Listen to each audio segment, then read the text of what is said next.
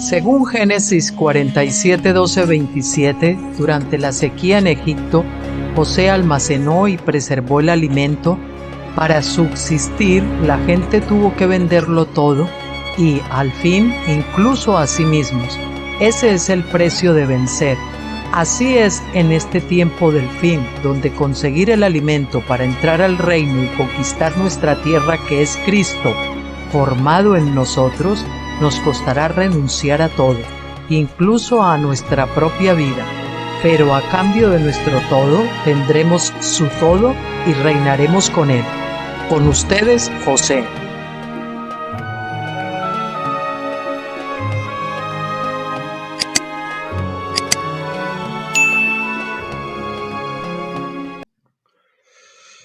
Hola a todos, ¿qué tal? Espero que hayan disfrutado, que hayan descansado, que estén renovados este fin de semana. Un gusto estar de nuevo con todos ustedes. Hoy, como siempre, bueno, lo primero decirles qué día vivimos. Hoy es el lunes 10 de marzo del 2025 y en España son ahora las 6:32 de la tarde. Anunciarles, como siempre, el vídeo que veremos para el miércoles, Dios mediante, será de mi libro Reflexiones acampados en Gilgal, tomo 3. Tocaremos el tema de la incertidumbre y la bendita seguridad en la inseguridad. Amor espontáneo. Es un artículo pequeño de Oswald Chambers, como siempre, con algún comentario de mi parte. Será un vídeo cortito. Saben que este libro, Reflexiones, lo tienen a disposición para descarga libre en nuestros blogs, Finisterre, Tabernáculos y Graneros de José, y también lo pueden adquirir si quieren en Amazon para formato Kindle, es decir, para formatos electrónicos, y también en formato físico de tapa blanca. Bueno, vámonos ya entonces a lo que tenemos para hoy.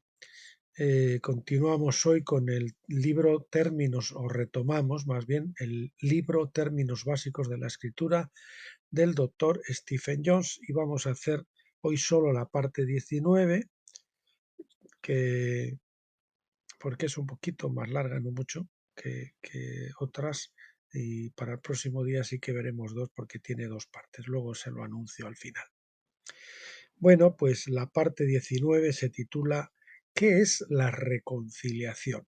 Hay un concepto aquí que está muy bien aclarado por el doctor Stephen Jones, que una cosa es la conciliación, que fue un acto unilateral de Dios, y otra la reconciliación, que es cuando nosotros aceptamos esa mano que nos tiende el Señor. Él toma la iniciativa conciliándonos por su sangre.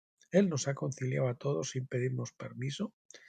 Hizo esa gran obra en la cruz, pero nosotros ahora tenemos que decidir, o bien ahora aceptar ese sacrificio y reconciliarnos con él, o bien pues tendremos que doblar la rodilla en el gran trono blanco ante su trono, porque no nos quedará más remedio que reconocer pues que su gloria es su gloria, que él es majestuoso, que él es grandioso, que él es bueno, que es amor, y nadie se dice que toda lengua confesará y toda rodilla se doblará y confesará que Jesucristo es el Señor, para gloria de Dios Padre. Bien, la parte 19 entonces, ¿qué es la reconciliación? Segunda de Corintios 5 del 18 al 20 dice: Ahora bien, todas estas cosas son de Dios, que nos reconcilió consigo mismo por medio de Cristo. Ahí debería ser la palabra más bien concilió, ¿no? Por medio de Cristo, y nos dio el ministerio de la reconciliación, a saber que Dios estaba en Cristo reconciliando consigo al mundo, no tomándoles en cuenta los pecados de ellos, y nos ha encomendado a nosotros la palabra de la reconciliación. Por tanto, somos embajadores de Cristo, como si Dios rogara por medio de nosotros. Os suplicamos en nombre de Cristo, reconciliaos con Dios. Somos embajadores del reino, a quienes se les ha dado un mensaje para transmitir al mundo. El mundo ha estado peleando contra Dios, convirtiéndose en enemigos en guerra. El pecado del mundo creó una ofensa a Dios a través de Adán, pero el postrer Adán, Cristo, pagó el castigo por el pecado del mundo, satisfaciendo las exigencias de la justicia de la ley y eliminando la causa de esta guerra. Por esa razón ha estado enviando embajadores al mundo para transmitir el mensaje de reconciliación que Dios estaba en Cristo reconciliando consigo al mundo, no tomándoles en cuenta los pecados de ellos. Esta fue una conciliación unilateral de la parte de Dios, y el mensaje está diseñado para convencer al mundo de que responda de la misma manera: reconciliaos con Dios. Ahí sí, sería la bilateralidad, esa sería la reconciliación. Vamos a ver esa diferencia entre conciliación y reconciliación en este próximo epígrafe. Hay dos palabras traducidas como reconciliación. Una es katayaso, con dos L's, con K al principio, dos L's y dos S's, katayaso y apokatayaso. En 2 Corintios 5, Pablo usa el término katayaso, que quiere decir conciliación, una iniciativa unilateral que Dios tomó al enviar a su Hijo a morir en la cruz. Siempre y cuando los enemigos de Dios respondan de la misma manera, se crea una reconciliación. Esa es la palabra apokatayaso. Katayaso es conciliación y apokatayaso sería reconciliación, por la que ambas partes dejan de pelear. Como embajadores llevamos la palabra de conciliación, haciéndoles saber la buena noticia de que la justicia de Dios ha sido satisfecha. En otras palabras, el mundo fue salvado por la muerte de Cristo en la cruz. Es un hecho consumado, a pesar de que la realización de ese evento requiera mucho tiempo para completarse. La mayoría de las personas no se reconciliarían en su vida o durante su vida presente, pero ciertamente se reconciliarán en los siglos venideros. Este hecho ya no está en duda. Solo el tiempo es ahora un factor. El mundo ya fue salvado, pero ahora va a haber una serie de edades, una serie de etapas, por lo que esa obra se va a llegar a todos los hombres. Apokatayaso, es decir, reconciliación de judíos y gentiles, es un término usado en Efesios 2 del 14 al 16, que dice: porque Él mismo es nuestra paz, que de ambos grupos,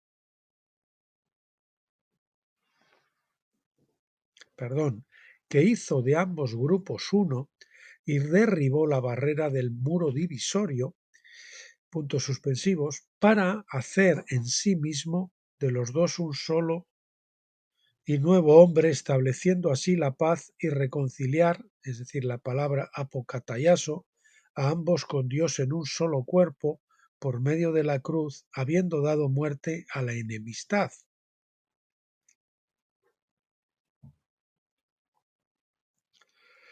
Pablo ve el conflicto entre los dos grupos, pero dice que Cristo es nuestra paz y ha hecho de los dos un solo y nuevo hombre, estableciendo así la paz. Ya no hay enemistad en este asunto, porque Cristo hizo de los dos un solo cuerpo. El muro divisorio del templo que separaba a los hombres judíos de los gentiles y de las mujeres ha sido derribado por medio de Cristo. Se ha establecido la igualdad de acceso a Dios para todos, sean machos o hembras, todos, sean de la raza que sean, judíos o gentiles, todos tienen el mismo acceso, igualdad de acceso a Dios. Los judíos no tienen ninguna ventaja sobre los no judíos o sobre las mujeres en el reino de Dios.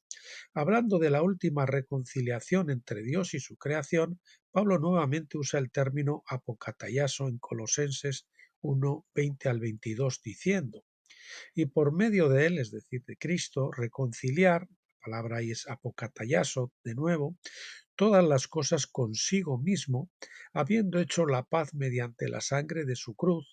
Por él digo, sean las cosas de la tierra o las del cielo. Y aunque antes estabais alienados y hostiles de mente, ocupados en malas obras, ahora Él os ha reconciliado en su cuerpo carnal a través de la muerte, para presentaros delante de Él, santos, sin mancha e irreprensibles. Pablo estaba escribiendo a la Iglesia, recordándoles cuán hostiles de mente habían sido antes de su reconciliación con Dios. Sin embargo, se habían arrepentido y habían puesto fin a su hostilidad. Por tanto, ahora estaban reconciliados, la palabra apokatayaso, porque habían aceptado la propuesta de paz de Dios. Uno ofrece la paz y otro pues la recibe o no la recibe. El que la recibe pues se reconcilia. Pablo enseñó que toda la creación, versículo 16, respondería al mensaje de conciliación de Cristo y por lo tanto se reconciliaría antes de que Él completara el plan divino. Ese plan incluye la vida presente, incluye el reino milenial, incluye la edad del lago de fuego. Pero al final de esas edades, toda la creación estará, especialmente los hombres, claro, toda la humanidad, pero incluso la creación, todas las cosas serán reconciliadas con Dios. Siguiente epígrafe, el amor de Dios. Los pecadores necesitan justificación, los enemigos necesitan reconciliación. Ambas fueron realizadas por el amor de Dios a través de la muerte de Cristo en la cruz. Romanos 5 del 8 al 11 dicen: sino que demuestra su amor para con nosotros en que siendo aún pecadores, Cristo murió por nosotros, pues mucho más, estando ya justificados en su sangre, por él seremos salvos de la ira.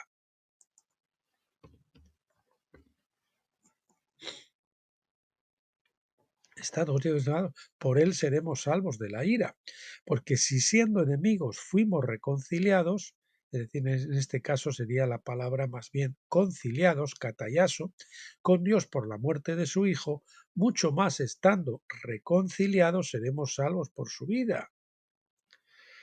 Cristo murió y nos concilió a toda la humanidad. Entonces yo ahora acepto esa conciliación, ese ofrecimiento de paz, y recibo la justificación y me reconcilio con Él. Y no solo esto, sino que también nos gloriamos en Dios por el Señor nuestro Jesucristo, por quien hemos recibido ahora la reconciliación. Ahí la palabra es catalague, que quiere decir conciliación. El amor es el motivo de Dios, la conciliación es el fundamento y la reconciliación es la meta. Pablo nos dice que el amor divino es mayor que el amor que se encuentra entre los hombres. Los hombres aman a los que son dignos. Dios ama a la humanidad incluso mientras aún somos pecadores, incluso mientras aún era pecadora, ¿no? Por eso tomó la iniciativa de enviar a Cristo para reconciliarnos y su poder da certeza de que logrará reconciliar consigo al mundo. Su infinita sabiduría ideó un plan que lograría satisfacer su naturaleza de amor, porque ¿cómo podría un Dios de amor estar satisfecho con solo una pequeña fracción de la creación reconciliada con Él? ¿No sería dolorosa tal pérdida para Él por la eternidad? Bueno, pues aquí nos vamos a quedar. Hoy vamos a ver qué es la... no, perdón, aquí me estoy confundiendo. La parte 20 sí que es la sabiduría. En Proverbios 8, versículos 1, 20, 22 y 27, la voz de sabiduría dice: ¿no clama la sabiduría y alza la voz la inteligencia? Puntos suspensivos, vamos al 20. Por el camino de la justicia ando, en medio de las sendas del derecho. Puntos suspensivos, vamos al 22. El Señor me poseyó al principio de su camino, antes de sus obras antiguas. Puntos suspensivos, vamos al 27. Cuando Él estableció los cielos, yo estaba allí. Cuando Él trazó un círculo sobre la faz del abismo. La Iglesia primitiva tomó estas declaraciones como proféticas de Cristo mismo, quien existía en el principio y por cuya palabra, logos, fueron creadas todas las cosas. Él es la personificación de la sabiduría misma. Entonces Pablo nos dice en 1 Corintios 1:30, mas por su obra vosotros estáis en Cristo Jesús, el cual nos ha sido hecho por Dios sabiduría. Eso va subrayado, Cristo Jesús, el cual nos ha sido hecho sabiduría, pero también justicia, santificación y redención. Juan 1:1 nos dice que en el principio era la palabra, pero podemos matizar esa palabra diciendo, en el principio era la palabra de sabiduría y de justicia. Fue la palabra de sabiduría hablada la que dijo, sea la luz, Génesis 1:3. Tal es el poder de la sabiduría, porque escuchamos la voz de la sabiduría afirmando en Proverbios 8:14, el poder es mío. La sabiduría es uno de los tres atributos principales de Dios: poder, sabiduría y amor. Esos son los tres atributos principales de Dios: poder, sabiduría y amor. El poder es la capacidad de lograr la meta de uno, conseguir lo que uno se propone. La sabiduría es la habilidad para idear un plan exitoso para llevarlo a cabo. Y el amor es su motivación y es el material de construcción de ese plan. Eclesiastés 10:10 dice, la sabiduría tiene la ventaja de impartir éxito. La palabra hebrea, perdón, para sabiduría es chokmah, C-H-O-K-M-A-H, chokmah.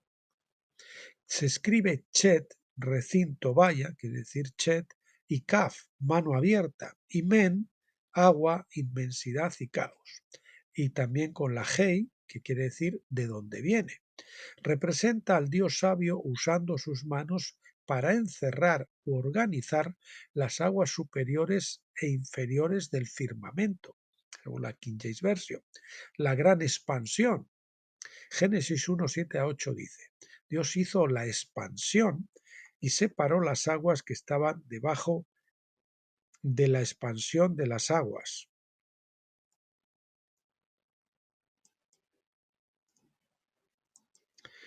Y separó, repito, Dios hizo la expansión y separó las aguas que estaban debajo de la expansión de las aguas que estaban sobre la expansión. Y fue así. Y Dios llamó a la expansión cielos. Jeremías 51:15 dice, Él es quien hizo la tierra con su poder, quien estableció el mundo con su sabiduría y con su inteligencia extendió los cielos. Construida en la misma palabra hebrea está la historia de la habilidad creativa de Dios. Que nadie diga en su plan,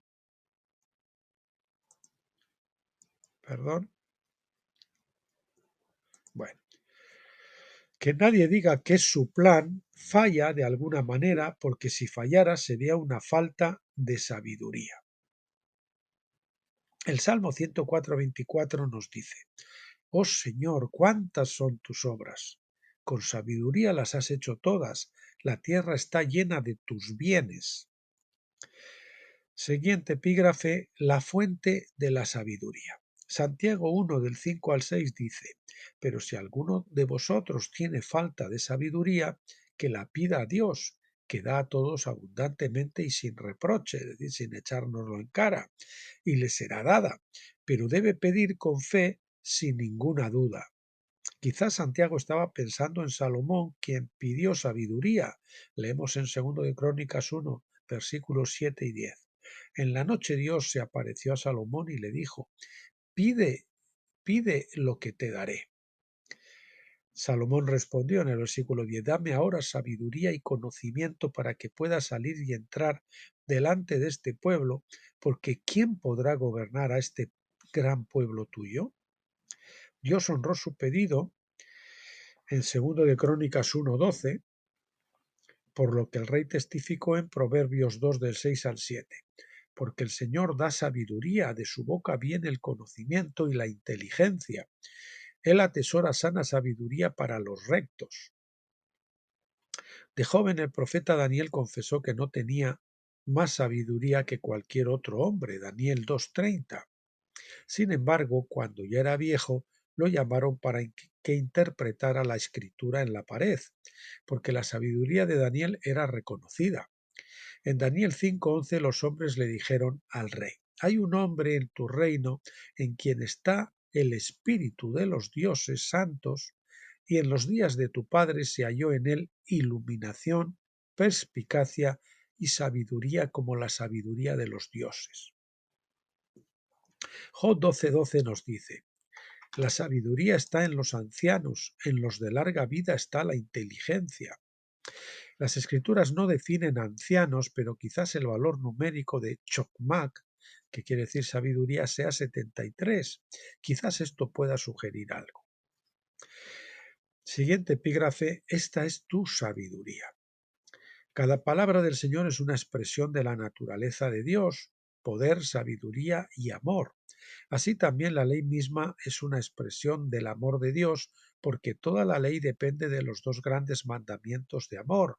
Mateo 22, 36 al 40. Pablo afirma esto en Romanos 13:8 diciendo: el que ama a su prójimo ha cumplido la ley. De nuevo, Romanos 13:10 dice: el cumplimiento de la ley es el amor. Moisés dijo en Deuteronomio 4 del 5 al 6: mirad, os he enseñado los estatutos y los decretos, tal como el Señor mi Dios me ha mandado, para que así hagáis en la tierra donde entráis para poseerla. Por tanto, guardadlos y ponedlos en práctica, porque esa es vuestra sabiduría y vuestro entendimiento a la vista de los pueblos, que oirán todos estos estatutos y dirán: ciertamente esta gran nación es un pueblo sabio y entendido. Los que desprecian la ley han echado fuera la sabiduría. Aquellos que fallan en estudiar la ley carecen de sabiduría.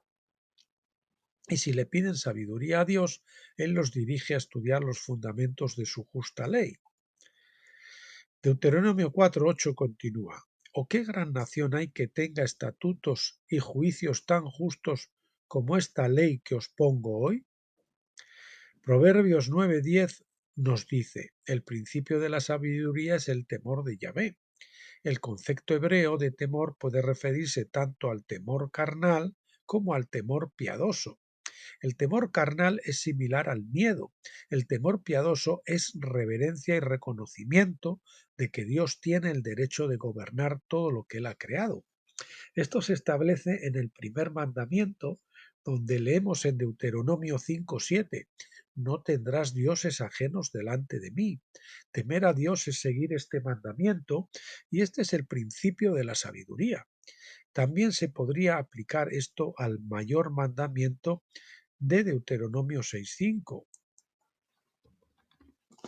que dice: amarás al Señor tu Dios con todo tu corazón, con toda tu alma y con todas tus fuerzas. Unos versículos más adelante vemos lo que esto significa en Deuteronomio 6 del 13 al 14. Solo al Señor tu Dios temerás y lo adorarás y jurarás por su nombre. No seguiréis a dioses ajenos, a ninguno de los dioses de los pueblos que os rodean. Por lo tanto, el temor del Señor es reconocerlo solo a Él como nuestro Rey soberano, la cabeza de gobierno para el reino de Dios. Este es el principio, es decir, la fuente de la sabiduría.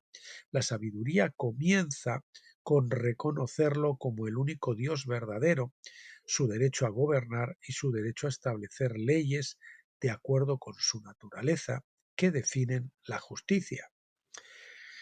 Siguiente epígrafe: dos tipos de sabiduría. Pablo habla de dos clases de sabiduría en 1 Corintios 2 del 4 al 5. Y mi mensaje y mi predicación no fueron con palabras persuasivas de sabiduría, sino con demostración del Espíritu y de poder, para que vuestra fe no se base en la sabiduría de los hombres, sino en el poder de Dios. Pablo continúa explicando que la sabiduría de los hombres es locura para Dios y viceversa. 1 Corintios 1:18 dice: porque la palabra, es decir, logos, que quiere decir palabra, palabra lógica, de la cruz es locura para los que se pierden, pero para nosotros los que se salvan es poder de Dios. Cuando Dios le dijo a Moisés que arrojara un árbol en las aguas amargas de Mara para endulzarlas, Éxodo 15:23, aquellos que estaban instruidos en la sabiduría filosófica Probablemente pensaron que esto era una completa tontería, pero la lógica de la cruz decía: la cruz, el árbol, ¿ves que es la cruz? El árbol endulzará las aguas amargas del corazón para que seáis una fuente de agua viva.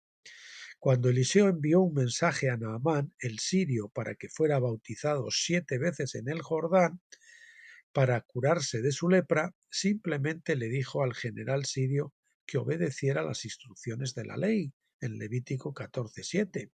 Esta es vuestra sabiduría, dijo Moisés, no la sabiduría de este mundo, sino la sabiduría de Dios, que parece locura a los que tienen sabiduría terrenal. Sin embargo, la sabiduría se justifica por sus obras. Es la prueba, ¿no?, de que hay sabiduría, pues que hay un fruto de obras. Mateo 11:19. Naamán fue sanado de su lepra mediante el principio del bautismo, que nos lleva de la muerte a la vida de resurrección.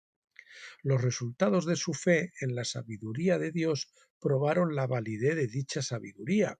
Asimismo, como leemos en 1 Corintios 1:19 al 20, porque escrito está: destruiré la sabiduría de los sabios y desecharé el entendimiento de los inteligentes.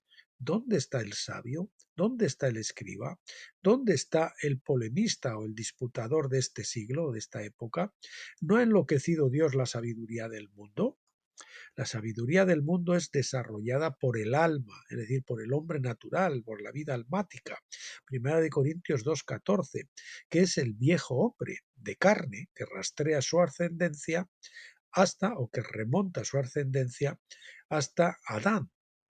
La sabiduría de Dios, sin embargo, es algo que es inherente a nuestro espíritu, es decir, al hombre interior, el hombre nuevo que es engendrado por Dios.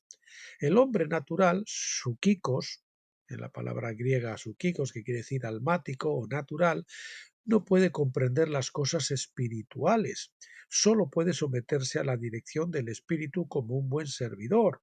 Si entendemos las cosas espirituales es porque nuestro espíritu las sabe, porque tenemos la mente de Cristo. 1 Corintios 2:16. Por eso el espiritual juzga todas las cosas, pero el que no es espiritual, que todavía es carnal o está menos avanzado, no puede entender al espiritual, y muchas cosas de la gente espiritual les parecen pues locura, porque si ellos no lo entienden, pues es que eso no puede estar correcto.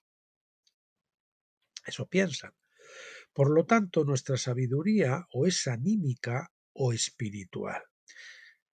Tenemos que elegir por la cual nos vamos a decantar. ¿Es algo que aprendemos en la escuela cuando educamos la mente anímica, o es algo que nos da la revelación del Espíritu Santo a través de la mente de nuestro espíritu?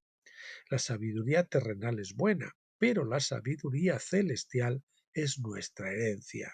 Es lo que nos da Dios, nos ha concedido Dios, nos concede Dios. Bueno, como les decía, aquí está, ahí por eso me había confundido antes.